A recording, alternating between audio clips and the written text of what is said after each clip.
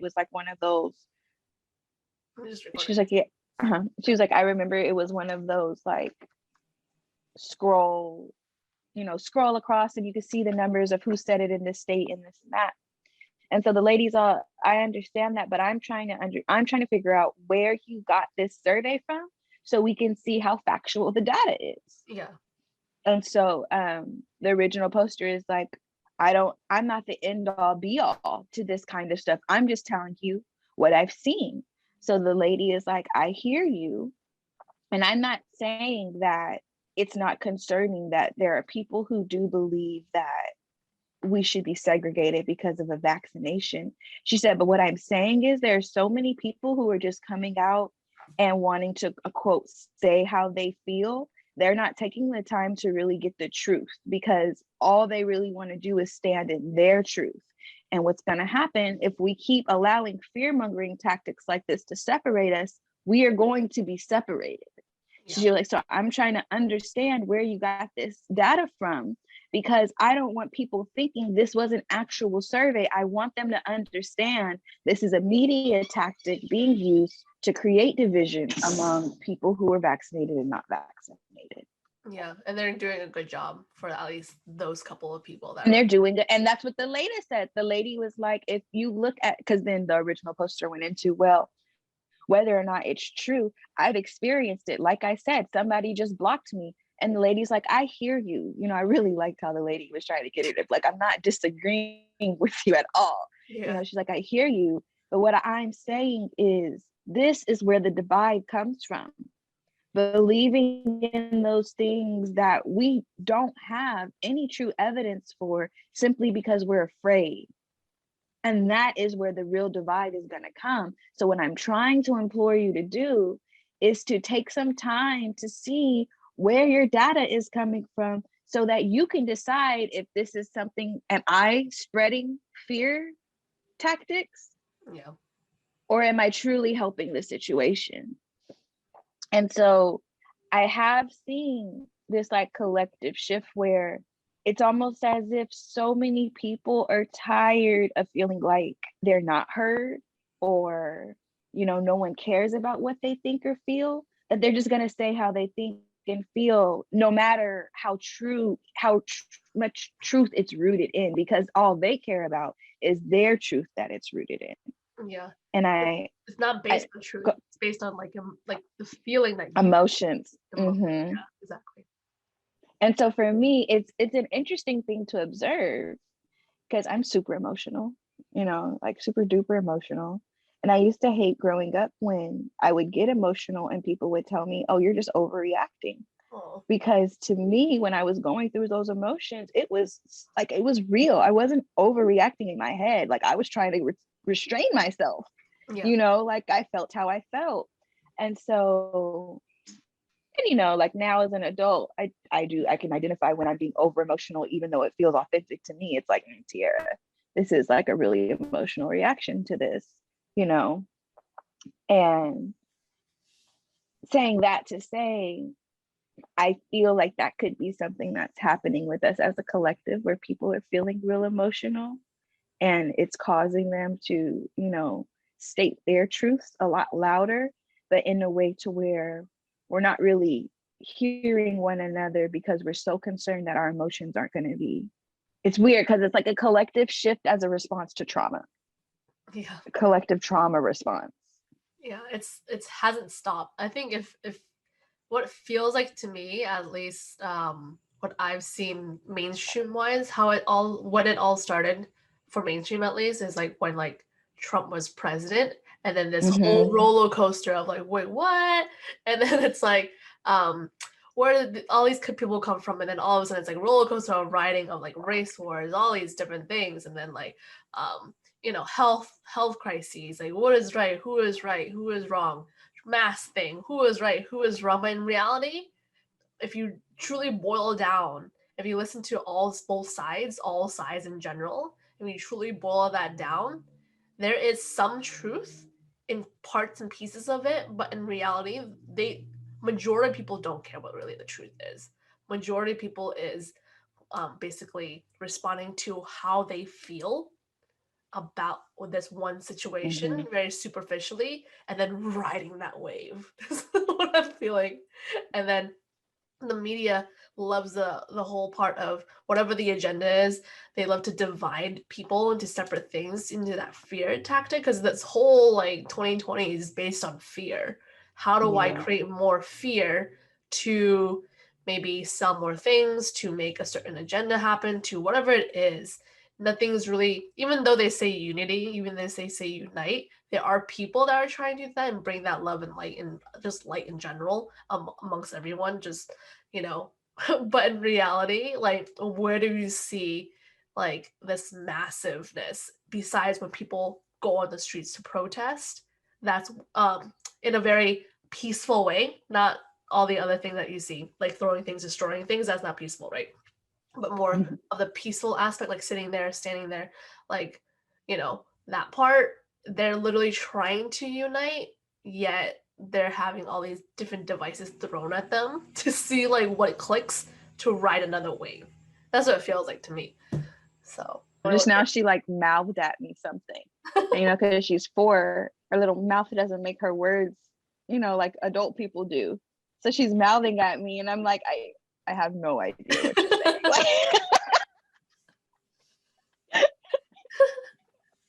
I have no clue what you're trying to relay to me right now. Oh, I'm sorry. But yeah, it's funny that you brought up the protests and stuff, because that's what I was thinking the other day, just randomly coming up the stairs. I was like, it's interesting how we'll band together really fast to talk about what we hate and what makes us different and stuff, and all these arguments we have. But like, why is it so hard for us to come together and share the stuff that we love about life? Yeah, because we're not brought up like that, right? Like, literally, mainstream does not bring up like happy stories all the time. It's conditioning us to always find something wrong, like find something like that's like interesting, which is usually bad, which is usually like fight. Like when do people, like, you know, in school when someone has a fight, how much kids like almost rush over there to see what's going on, right? It's like the fastest like gathering of people ever. When you see someone having a fight or something's going on, like it's like almost like a bum rush. Yeah, of all that. But and I think that's what like was fascinating me about thinking about it, because, you know, what made me want to start with this topic today is because, you know, with me, I just like to observe. I just really truly enjoy to observe. And so what makes it hard for me though is that I can't fully get upset about the people who are reacting out of fear. Yeah. You know, because it's like, I get it, you're scared. I get it. And I don't think I've shared this story on the podcast before. And so I want to right now, because I want people to really know like how much I understand fear and how it makes us react. Like, I've only shared stories like emotional, like my husband leaving me and stuff like that. But when we were, how old was I? It started when I was actually in middle school, and it lasted until my senior year of high school was when like we first got our breath of relief, right? And we had a stalker, like a legitimate come to our house, try to break in. We don't know what his intentions were. Stalker. To this day, we don't know who the man was. And how it would start, like I said, I was in middle school, and how it started was you may have to cut out the breaks of me pausing as I'm collecting the details of everything in my head. But it started by one night, late at night, I was doing my hair. And the way our bedroom, I shared a room with my sister, and the way our bedroom was set up, there was a patio right like adjacent to our window. So if you stood on the patio and kind of leaned over the edge, you could look into our window. But to get onto the patio from the hallway of the apartment, like how the complex has like the community hallway, you could hop onto our patio from the community hallway, like so from outside of our house, of our unit. Like my friends, when they wanted to borrow balls, they would hop onto our patio and take them, right? So um, it started that night, like it was like 3 o'clock in the morning. It was the summer before going into 8th grade, and my sister screams that she sees a man on the patio. And when we go out there, we don't see anything. And my sister had always had these like night terrors growing up. So we were thinking at first she was having bad dreams when she was saying she saw it. And that was the first time. And for a long time, we didn't see anything else. And then slowly it started, like the day we knew there was someone who had indeed been coming, because there had been a couple more instances. My mom, it was one morning, my mom was getting ready for work. We were all getting ready for work. I was in the kitchen, and my mom went over to the patio because she had to look at her pantyhose to see if they were black or blue, right? You know how the whole pantyhose thing goes. They look black, and then you put them in the light, they're navy blue.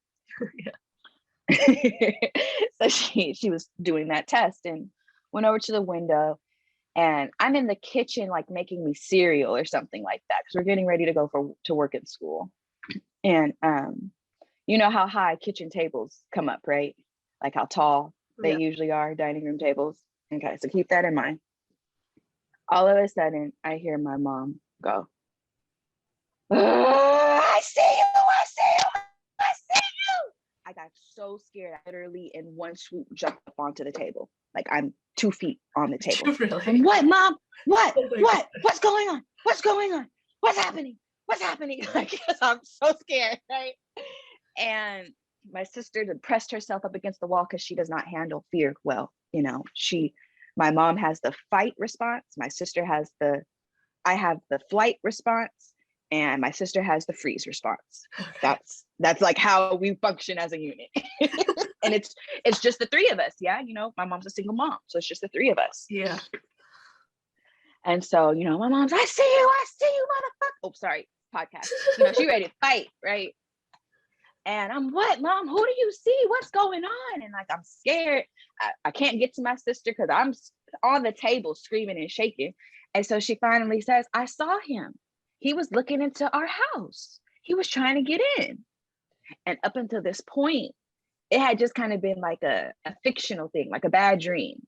Okay. You know, like we weren't completely sure there was a man indeed hopping onto our patio and looking at us. We're thinking it's like figments of me and my sister's imagination, who we tend to have overactive imaginations, right? So at that point, it's solidified. There is a man who comes early in the morning, hops on our patio, and we don't know if he's trying to break in or if he's just a creepy peeping Tom, right? This goes on at that unit. We would call the police after that. You know, we would always call the police to make a report. This went on in that apartment unit for 3 years, 2 or 3 years, right? Mm-hmm. And so finally we decided we have to move because it would happen. Girl, my mom would chase the man. It got to the point where my mom would be ready for him, and she would chase him when she would see him. She would chase. Yeah, she's like, I could tell you stories about how she's like that, but you have to know, my mom does not turn down from a fight. Like, it's not in her nature, especially when it comes to her girls, like especially. So, and at this point, our lives are in jeopardy to her. And at this point, I had already been raped. Like, she knew I had been raped by someone at church. So she's super protective, right? She's like, no one's going to hurt my kids again. So she chased the man, and she freaking chased the man. My sister is so scared. I'm like, I got to go chase after mommy because I got to make sure I get her back because I don't know what this man's going to do if mommy catches up to him. And when I say chase him, Kate, he jumped off the roof. My mama jumped off the roof. Oh my God. Like she is running after this man. My mom was a track star and everything. So, you know, I'm like, I gotta go chase after her to talk some sense in her and get her to come back home. I need you, little sister, to call the police. And she's, I can't move. And she's hyperventilating just like that, right? And I'm frustrated because it's like, I see clearly my little sister is terrified. And I'm She's in tears. I'm worried about my mom. I don't want to scream at my sister. I need you to focus so I can go make sure mommy's okay, because I'm trying not to panic her even more. Yeah. So I'm like, baby, I really need you to call the police. Can you please just, here's the phone, call the police, just 911. Look, I called. Can you talk to them? Like that's what's going on. And I'm, mama, come back, come back. This is once a week, Kate. We're Oh going my through gosh. this. Yeah. So we move. And when we move for a minute, it's pretty quiet, like we're starting to get some peace of mind. And then he comes to the new space. And when he gets to the new space, this time he actually gets into the house. We weren't there, but he had been coming to the new space. And this is where I really want to hone in on like what fear can do to you. When he started coming to the new space, now we are paranoid, because now we know he's following us from this one apartment across town, and he came and found us here. Like, we changed schools and everything. Yeah. And so now we're paranoid because we don't know who this guy is or how he's finding us. And it got to the point to where I literally could hear we lived in a 2-story townhouse at this place. I could hear leaves rustling downstairs from my bedroom, and they sounded like footprints coming up the hallway, because we were so tuned in to everything going around us. I could hear leaves rustling on the sidewalk, because I had to hear if he was going to open the gate or if he was trying to pick the lock. Yeah. And I had to be able to hear it in my sleep. Gosh. So that's how terrified we are, right?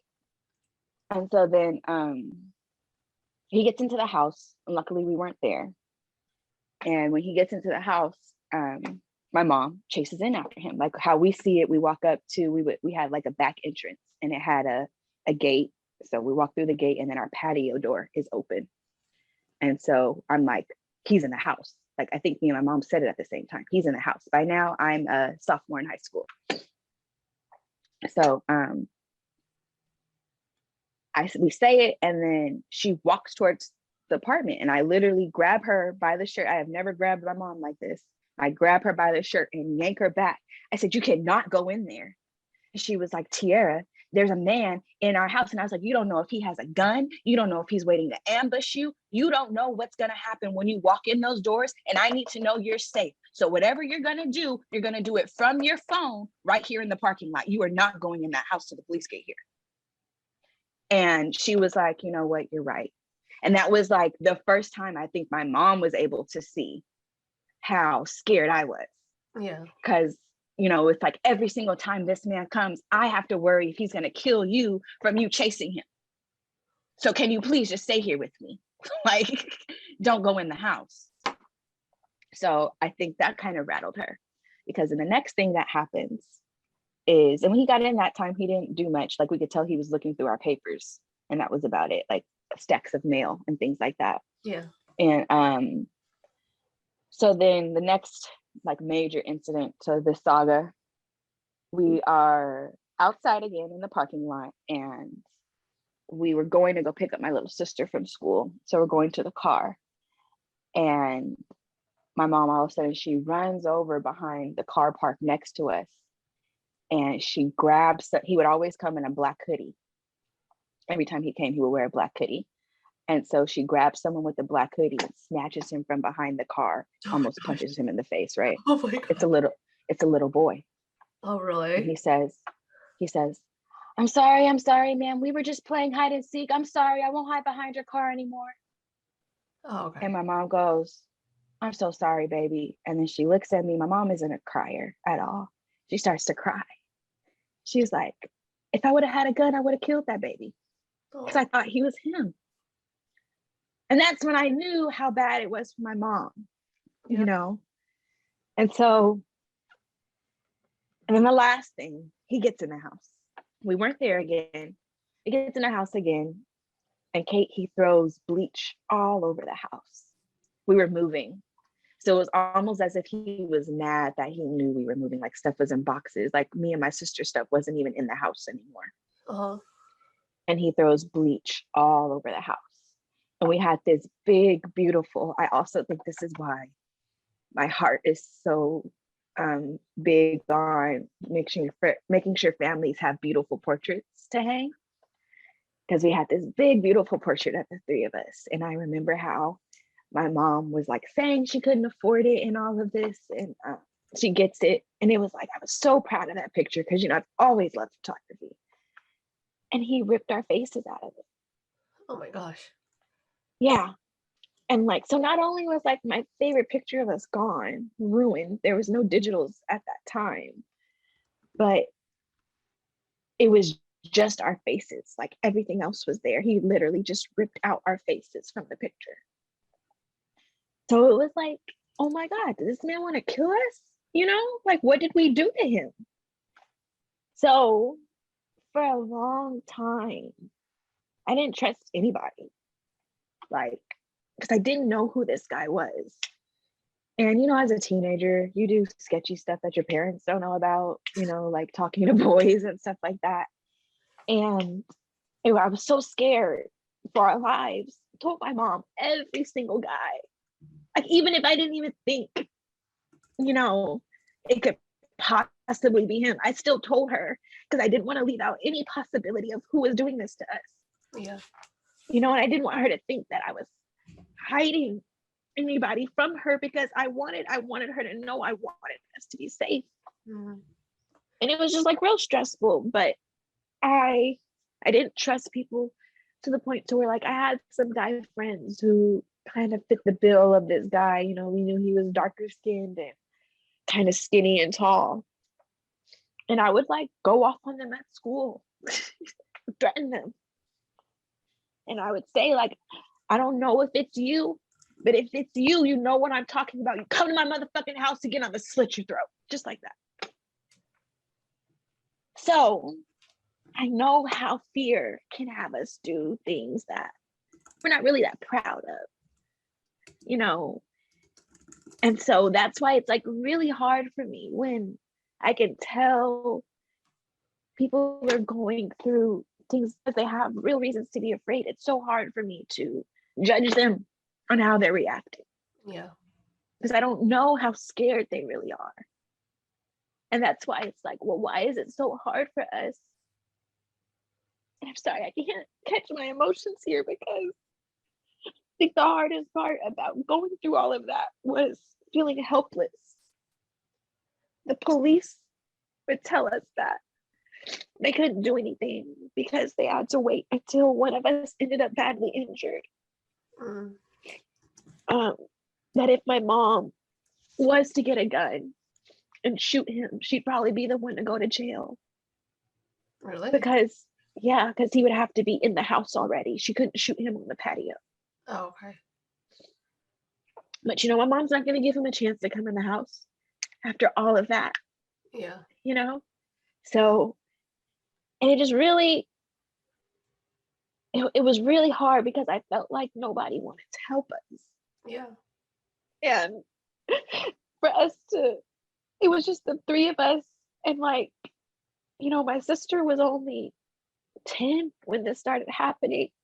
And to see her like curled up in a ball when it was time to go to bed, or afraid to walk out the door in the morning because she didn't know if he was going to jump out and grab us. And then to feel like you had nobody in the world who would help. So that's why it's so frustrating for me when, as a collective, we're going through all this trauma and like it really is scary. And there's so many people who don't understand just how helpful it could be to let those around you know I'm here for you. Whatever you're going through, you know, I'm here for you. If you just need someone to stay up at night and talk to you, because sometimes in that situation, that was all we really needed. You know, was a friend to stay the night with us so that we could feel a little safer, so that my mom could sleep at night, you know, and we wouldn't even get that.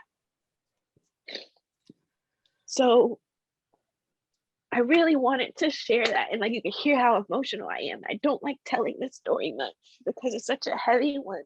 Mm-hmm. But I don't want people to think that when I'm talking about fear and trauma and hurt, that I'm coming from this lighthearted place.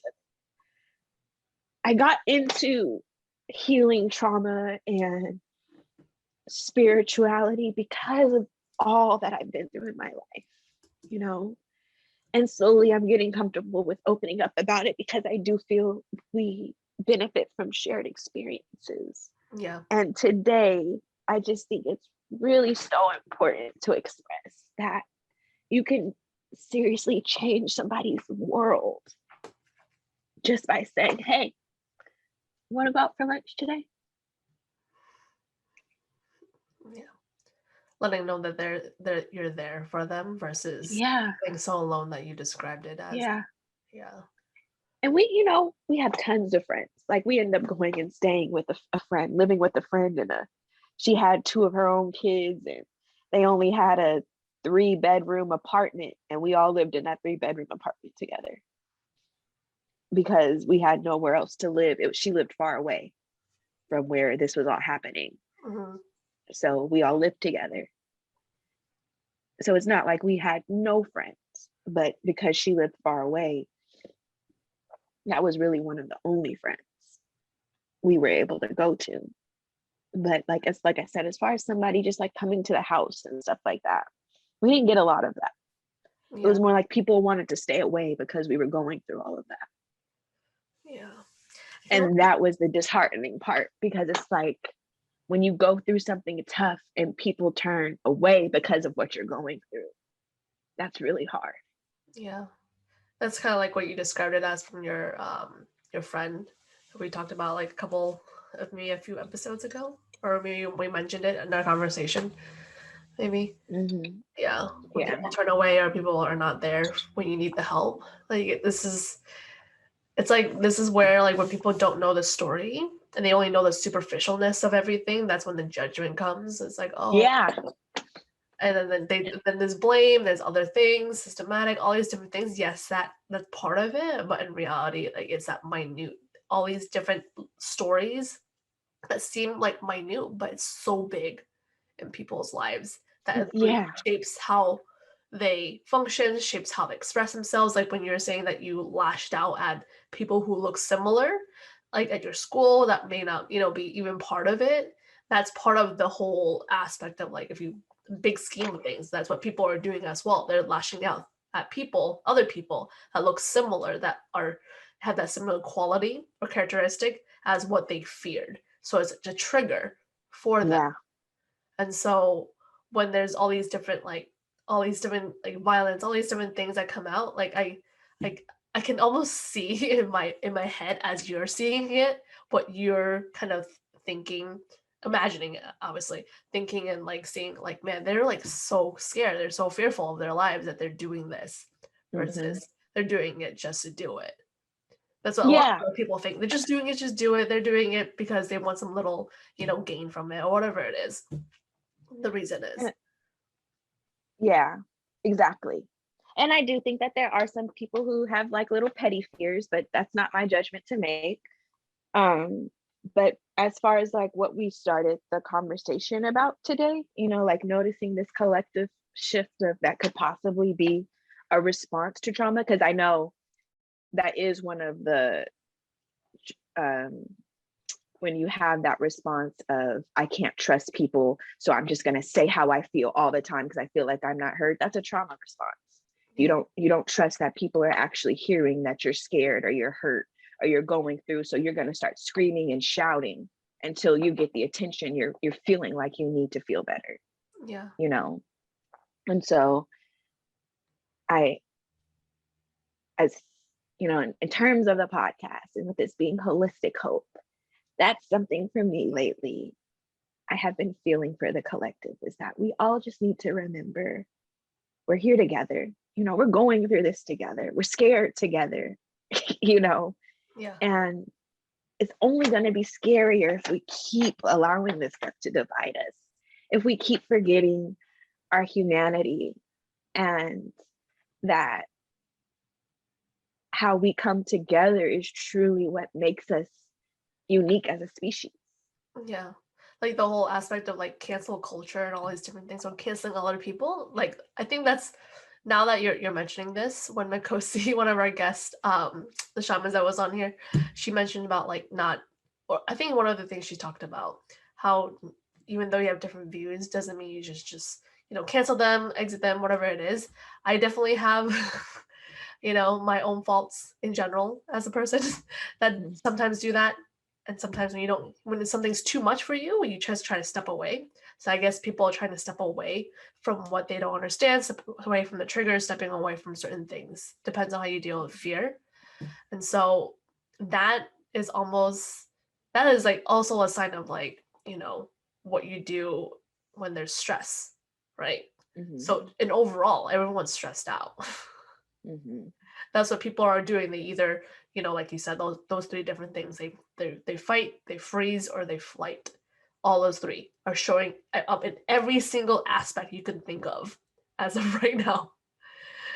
And so when there's all these different things, different tactics, different like surveys that you mentioned before early in this podcast that are trying to divide us, those people that are trying to understand and be aware of their fear, be aware of what's going on, that's the starting point.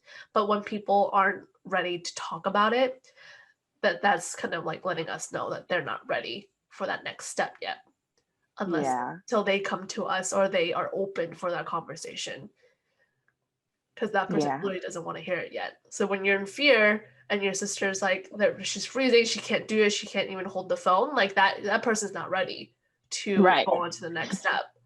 And you can't force that person to be ready, because then she'll either freeze more, they'll flight, or whatever it is that you do in regards to trauma or stress. It's just going to make the situation more stressful if you try to force somebody out of their fear before they're ready. Yeah, because despite in that situation during that stressful like time when someone's like coming in the house or whatever it is, like you don't think, okay, they're not in the house, or they're like they don't have anything on them, but you don't know. All you Mhm. are is in your emotion. So like I feel like as a collective, as a mass, people don't know what the real truth is, and it doesn't matter what the real truth is. It's a threat of that matters to them. Their reality, it's a threat, and that's all that. Like at this point, that's really all we have to honor that with people.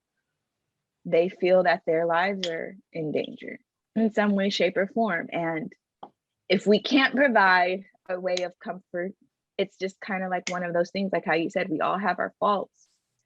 And it is totally possible to love people from a distance.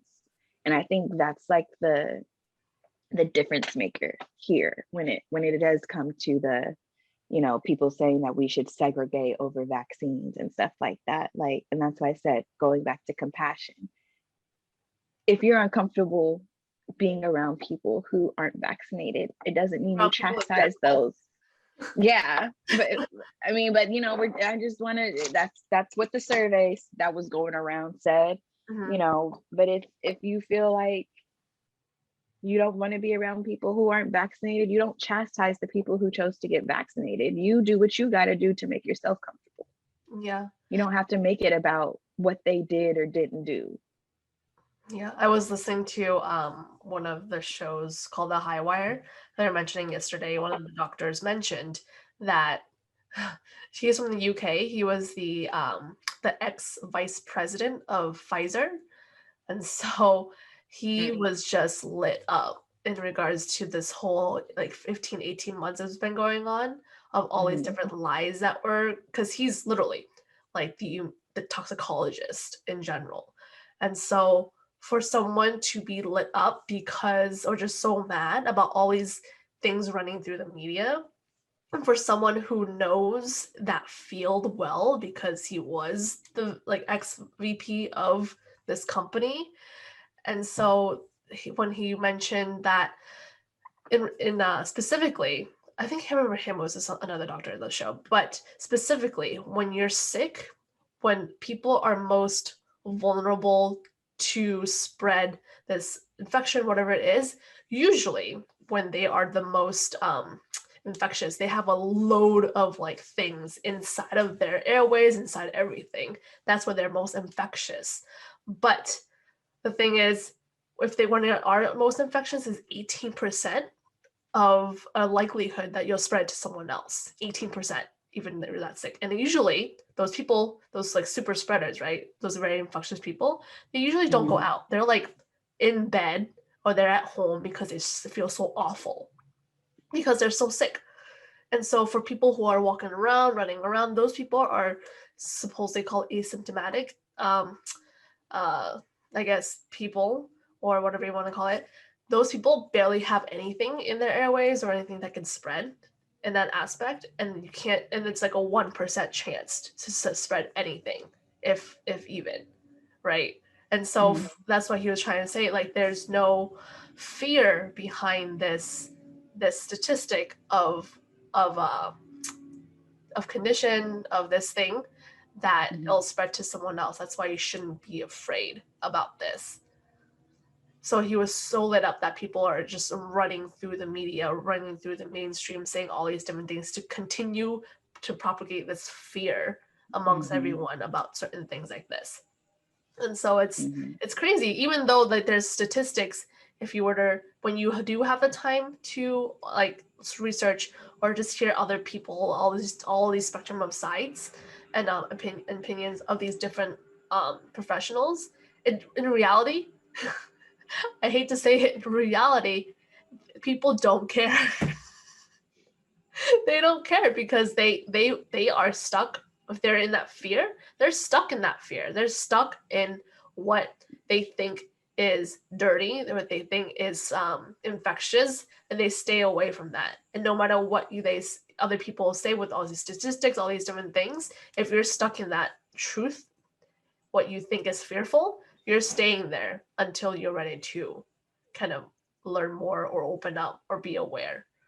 So even though I love evidence and all these different research and all these statistics, it doesn't matter in the whole scheme of things. It's truly what drives you. What drives you? It's like mind-boggling at the same time. So like for others who are trying to, force other people to come out of their shell, force other people to open up, to understand all these different sides, just kind of be you, understand why you are in your truth, why you understand why you're not fearful, and just be that example. Like that's the only thing that we can do out of all of this, and be the light, be the one that other people are curious about. That's why I feel is the best out of all of this. Like, not play into what's continue triggering you, what's continue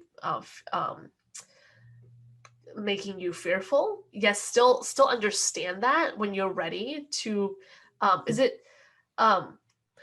you that mentioned that you I can't remember all the people I talked to, that you kind of play with the idea of like different feelings? Or is it Naza that mentions it? I can't remember who said it.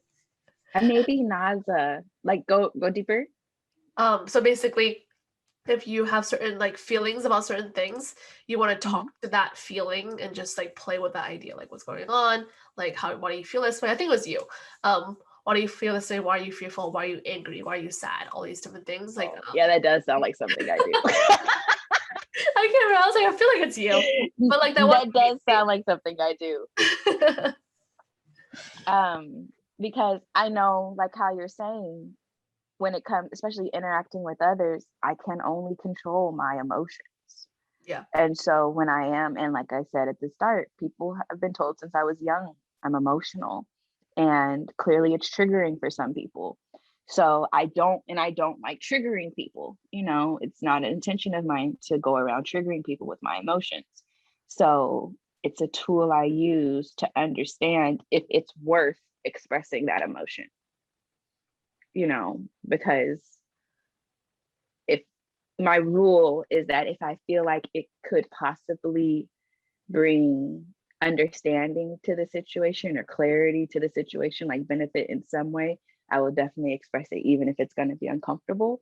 But if I feel like it's just going to start a fight and we're just going to be debating back and forth about who feels what and who is right, I'll just whose feelings keep are it to right myself. Yeah. But if I do feel like it brings us closer together to share this emotion, then And that's something, going back to, I know it's been on something on the podcast, our separation, that was something that really healed a lot of hurts in our marriage, was knowing when to express a feeling and when to, and that's what I've come to tell my husband sometimes. If he'll be like, I could tell something's wrong, and I'm like, yeah, I am irritated, but I don't think it's something that will benefit us. And I think I just need to like sit with these emotions for a little bit, and we can circle back later. Yeah. And he knows, like he now knows, oh, she's trying to prevent a fight. So, okay. You know, like, that's okay. like, you're like, I'll take that. Yeah, because I remember when my sister and I are like pretty opposite, yet I feel like the same at certain parts of the time. And so sometimes, like, I know when you're younger with your sister, if people have sisters or brothers that are really close in age, sometimes I feel like we have these like yelling wars for no reason. So it's like, and then in the end, I'm thinking, like, as I got older, I was like, why am I screaming and crying? Is this that intense? Does it have to be like this insane of a conversation that we started to have to end up as screaming and yelling at each other about who is and in right? tears, right? So it's like, and like that, just that exhaustion that follows an argument. Like you literally feel you breathing in exhaustion because you're trying to be like, no, I'm right. No, you're the hyperventilating from crying.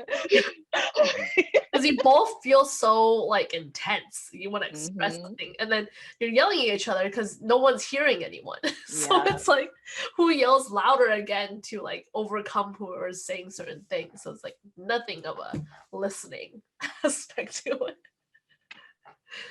But that's what it feels like, the math wise. So, but what the thing is, when it takes that one person, it was myself actually. It took me to be like, you know, in my head, I was like, what am I doing? Like, why am I, like you mentioned, right? Why am I being so emotional? Why, like, is this even appropriate for the conversation, for that topic that we're having?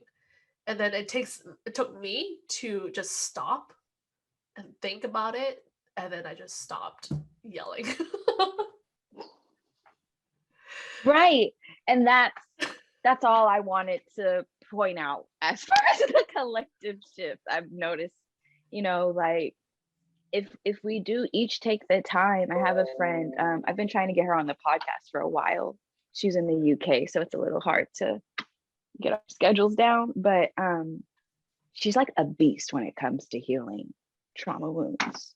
Like, she knows all the ins and outs of it. And I just really admire how she talks about shadow work. But why I brought her up was because for this conversation, when you know, how we started the podcast, well, what is it that we really want to say today? And when that came to me, I really just want people to recognize that, like, you don't have to be fearful. You know, you get out. There's what's her name? She writes the book You Are a Super Manifester. I can't think. I want to say her name is Gabrielle Breinstein. I may be saying that incorrectly. But she has this, or you are a super attractor. You're a super attractor, I want to say. Let me look on Audible and I'll confirm that as I tell the story.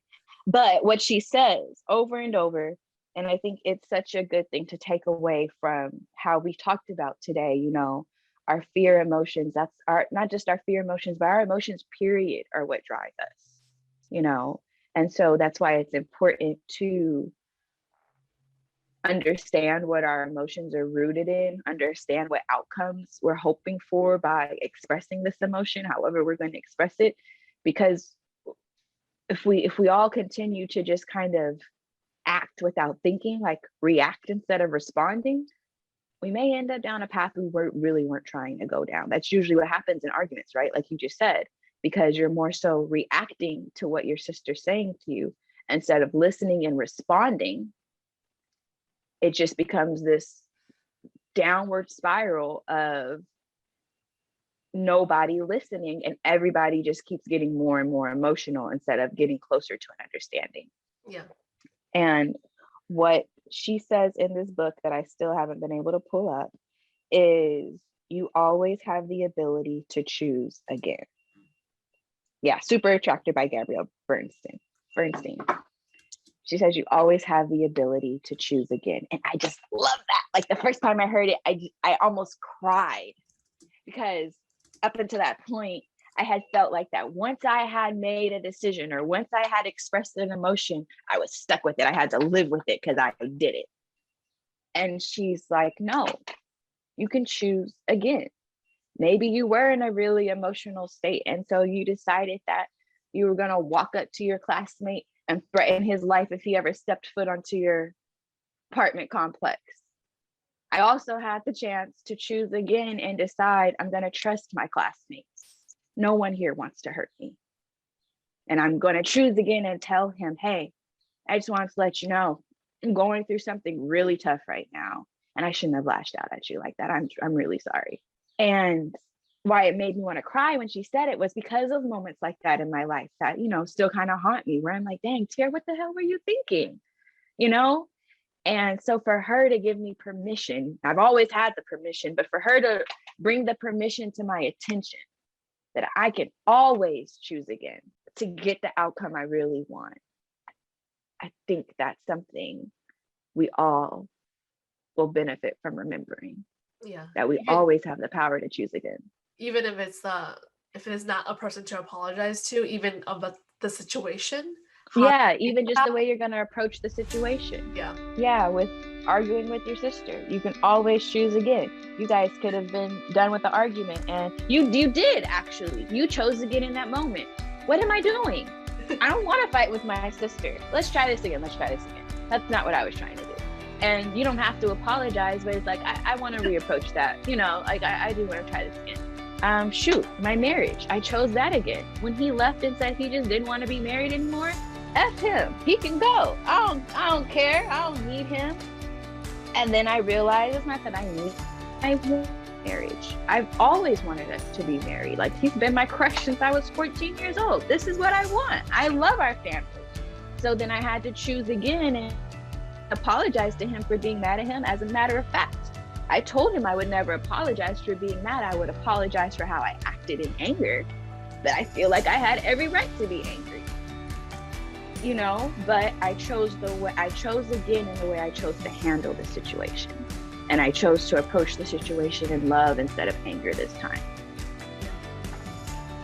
And so same thing with everything that's going on right now with the state of our world. Shoot, it's not even just our country, it's the world. We all have the ability to choose again, especially when it comes to the way we choose to treat our fellow humans.